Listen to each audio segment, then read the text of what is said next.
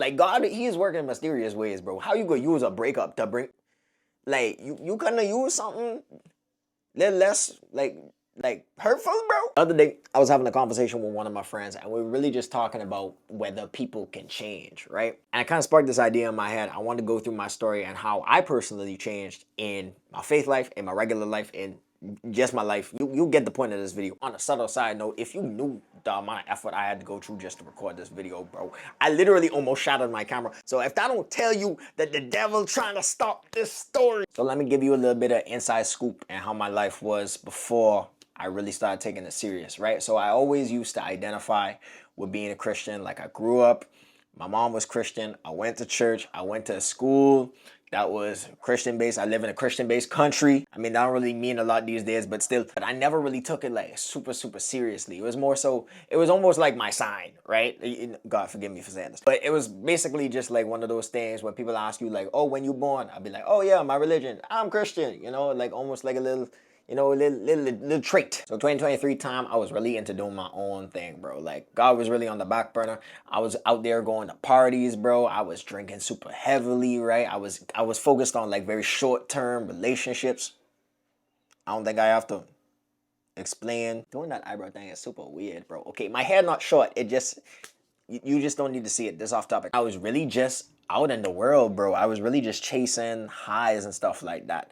And it was not fulfilling. It really was not fulfilling. At the time, I was in a relationship, and I spare you the details because you ain't need to be in my business. A mutual friend invited us to church, and I didn't really want to go because church was boring to me, bro. I was like, yo, this is about to be a 2-hour service. And you know, and especially if you grew up in the Caribbean or you went to like an African church or just a black church in general, you know the time is really just a suggestion. So I'm like, bro, oh, that's gonna take so long. But you know, might as well. I said, all right, screw it, we'll go. Fast forward, the relationship ended. Let me know if y'all want a story on that. Actually, don't let me know. I ain't gonna tell you. And I felt as I was going through my little grief, my little bit of heartbreak and stuff like that, like I decided to myself, I was like, yo, I feel like I have an emptiness in my heart right now, and I don't really know what's gonna fill this because for so long I was chasing relationships and chasing girls and stuff like that to fill that void inside me, and I was like, yo, this ain't working. So I tried to fill it in with other stuff. I started going to the club more often, doing these casual relationships and stuff like that. That didn't fill it. I tried to throw myself into my work, like creating content, like I was passionate about it, but it still wasn't bringing me that fulfillment that I wanted. So I said, you know what, let me go back to my roots. I was like, I think I want to give this God thing a try, right? Now, mind you, I wasn't a super religious person like that, and I'm not going to try and convince you to be super religious either. This ain't one of those videos. I just tell you my story.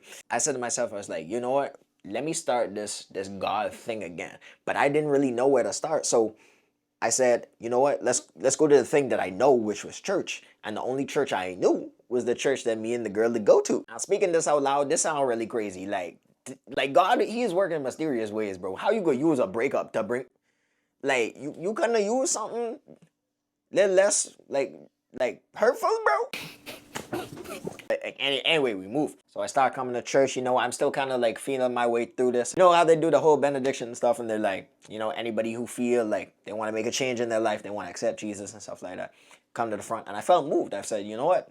I'm gonna go up there, and I started to get involved and stuff. And I have this tendency for when I start something, like I come in with a lot of enthusiasm at first, and then eventually I start to fall off. So I say, God, I already knew God was real, but I just knew I didn't have that relationship with Him. So I said, God, here's the one thing I ask you: just keep bringing me back. Just keep bringing me back to church. Because when I go to church and I hear the message and stuff, I feel like filled up. I feel inspired. I feel the Holy Spirit and stuff like that. Keep bringing me back because that's only through me showing up is the way that I'm going to stay close to you right now. So that's the prayer I kept saying, and I kept coming back, right? I'm not taking any of that on myself, bro. It was God influencing my spirit. He kept bringing me back to church, right? Now, even though I was in church, though, I was still heavily in the world, bro. But at least now, there was conviction. Here's what I realized. God likes to move through people and change them in very small ways at a time. Like He's slowly chipping away at you. I used to be going to the club, right? And I would feel that little bit of conviction. And it started off so small. It would be like friends would want to take shots, and I'd be like, if I usually go to 3, I'd stop at 2. And that seemed like nothing. It really seemed like nothing, but like it was slowly changing to the point where like I won't even want to drink anymore when I went to the club. But I want to talk about me being lukewarm in that time, right? I was still coming to church. I remember there was one time, bro, church early Sunday morning, or no, the church was at night. There's a night service, bro. Went to night service. Immediately after the service, went straight to the club, bro. Oh Lord, you were so patient, boy. My gosh, I could never be that patient, bro. I was just talking, I was just praising Jesus. I had my hands raised and everything. Shabba-dabba-da. And then before they even say the benediction, I in an Uber and I gone. Boy, Lord, you patient. You couldn't have been me, babe. So even though I was going to church, you couldn't really see the fruit of my faith like that. Like it wasn't showing in my actions. Like I would go, I'd sing in the choir, I'd play in the band, but you wouldn't see that effect in my outside life. Like it didn't spill over there yet. Like I say, God was moving, he was taking his time. I was like, bro, I'm new. Like, walk me through this. So it started with me like inviting him in the personal stuff. You know what Christians really be battling with? It's that lust, bro. That lust will get you. It'll get you. It will get you. But as soon as I started like inviting him into my personal life, giving him more space, giving him more authority over everything going on, like he started to bring me back to out of it. But the main reason what even inspired this video is that same conversation where the people can change. I experience times where I have like this strong cognitive dissonance, right? Or what people will call cognitive dissonance is when your thoughts don't align, or your thoughts and beliefs don't align with your actions, like how you behaving. And that's the lukewarmness. I don't know if you can hear that. There's a truck going outside. I don't know why this happens whenever I record a video, but I would go as far to say that there's a thing like spiritual dissonance, right?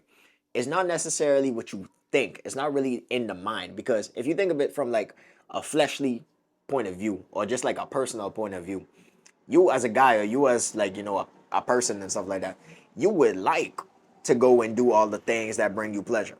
Like it would align, right? Like it's in your interest, and maybe it doesn't hurt you and stuff like that. But the reason why I say there's got to be probably something like spiritual dissonance, I could be talking straight air right now. It ain't your will. You know what I mean? It's not your thoughts. It's not your view of what's good or not. Because you as a human being, right, you're going to distort that anyway. Because I used to be saying, you know what, God love me, God gonna forgive me and stuff like that. My actions ain't gonna interfere with that. Like that's still true. But like I feel like there's like the spiritual disconnection between what I'm doing, because I don't think it's just my conscience, right?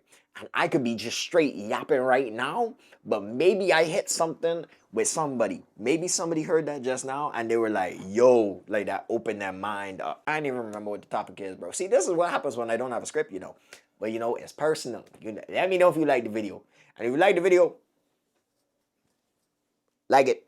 That's all I can say. And I truly think that spiritual dissonance is what's gonna cause you to change this year. And cause you to change for the better.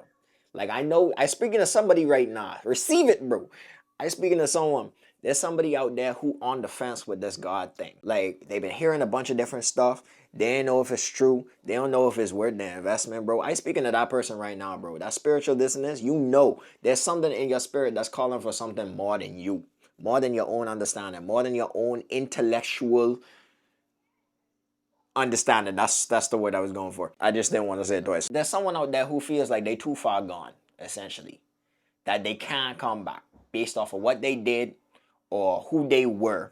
And I feel that way sometimes, because now that God has changed a lot in my life, like a lot of things have changed. I've given up a lot of stuff. I don't be drinking like that. I don't be going out like that no more. And I'm not even saying that to toot my own horn. This is all because of him. This is all only because I let him in and stuff like that, right? But even then, sometimes I truly think like that's a one-to-one thing right now, bro. I'm gonna just open up. Like there's sometimes when I think to myself that it's just a matter of time until I slip up. That it's just a matter of time before the old lust, the old greed, the old part of me comes back out. That like I ain't really changed. Like I just masking myself. Like I just playing a part with this whole God thing, right? That's honestly how I feel sometimes. But there's a verse in the Bible that goes something like this. I hope I don't butcher it, but I'm not gonna go and read it right now. Like The Spirit is talking, okay? You gonna get something out of this. Say, behold, old things have passed away. All things have become new. So, dying off the dome, bro. That's off the Spirit. And I guess the whole point of this video is you are not too far gone, my brother. You are not too deep in sin. You are not too dirty. You haven't done too much. You haven't been so evil, quote unquote, right? That you can't come back. That you can't turn towards God. And I'm not gonna make this video and the whole thing of Jesus loves you, even though I believe that, right? I'm not gonna come at you with the whole Jesus loves you, turn from your ways and stuff like that, right? I'm targeting a very specific person with this video, and I believe someone was touched by this. That's what influenced me to make this. Like I said in the beginning, I almost break my camera doing this. Like I was trying to move around the room. The ceiling fan was on. I raised the camera got bust up. And I prayed to God so quick. I said, God, please, please, but this was expensive. And it still worked. So I say, you know what? That must was the devil trying to stop this message, bro. Stop this from reaching someone. But I believe someone was touched by this. Someone felt something by this. You may not feel like the urge to go and comment your story. You may not feel the urge to make a big change right now, but something in your heart shifted, right? Even like by the tiniest, even if it was by 1 degree, shifted you that way, closer to God, then this video was a success. This video was for that person, just to shift you towards that. That you trying to become your better self, you trying to grow, you trying to start off the year right, because that's when I'm recording this video. All I gotta say is, let God in, bro. Let God in. Just consider him, bro. Just consider him. That's all I asking. That's all I asking. Alright? Alright? You can do that? Alright. Alright, let's go. I hope this planted a seed in someone's life, gave you a little bit of direction. I hope you got something out of it, because honestly, I was really yapping for a bit. But let me know what you think about these videos where I just kind of sit, yap with you. You know, this kind of like a little bro talk. You know, we could talk about hair sometimes. This wasn't a hair video. But if you need help with your hair, then check the description. There's a free hair routine. Go and check that out. You know, just a little yap sesh. You know, me and the bros hanging out talking about God. This is you, bro. I know you're trying to escape it, but God coming for you, bro. He gonna change your heart. He gonna change your heart in ways that you never imagined. And I'm excited to see it. I'm excited to see you grow. Drop your stories down below in the comments. And yeah, and if you like this video, you definitely gonna like this one. So I advise you check it out. That's all for me, and I'll see you guys in the next video. Ow!